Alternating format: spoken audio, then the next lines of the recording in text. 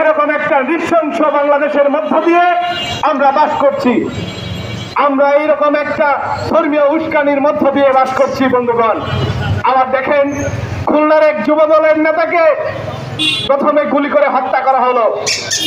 তারপরে কে হত্যা করছে, হত্যাটা কে করেছে, তার ফাইন রাখার জন্য পায়ের রক কেটে দিয়ে দেওয়া হলো।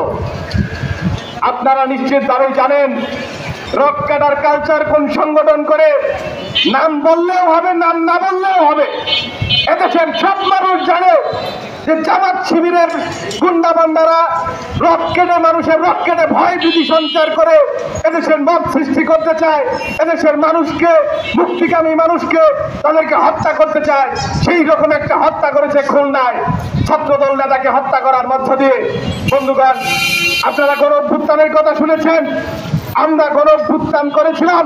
অভ্যুত্থানের অন্যতম প্রধান দাবি ছিল আমাদের একটা নির্বাচন হবে, দেশের সাধারণ মানুষ, তরুণ প্রজন্ম ভোটের মাধ্যমে তার প্রতিনিধি নির্বাচিত করবে, রাষ্ট্রীয় প্রতিনিধি নির্বাচিত করবে।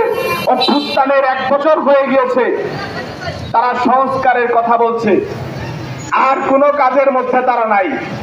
এখন আপনাদের সামনে আমি একটা কথা বলতে চাই যে সংস্কারটা কি করছে। তারা সংস্কার করছে হলো এই যে রাস্তার মোড়ে মোড়ে কিছু সড়ক দ্বীপ আছে, আমাদের গাঙ্গিনাপাড় মোড়ে একটা সড়ক দ্বীপ আছে, এইরকম একটা সড়ক দ্বীপ আছে শাহবাগে, যেটাকে শাহবাগ প্রজন্ম চত্বর বলা হয়। 2013 সালের গণজাগরণ মঞ্চের আন্দোলনের মধ্য দিয়ে যে প্রজন্ম চত্বরের উত্থান হয়েছিল, যে প্রজন্ম চত্বর মুক্তিযুদ্ধের চেতনার কথা বলেছিল, গতকালকে গভীর রাতে গণপূর্ত মন্ত্রণালয়ের নির্দেশনায় সেই প্রজন্ম চত্বরকে ভেঙে দেওয়া হয়েছে বুলডোজার দিয়ে।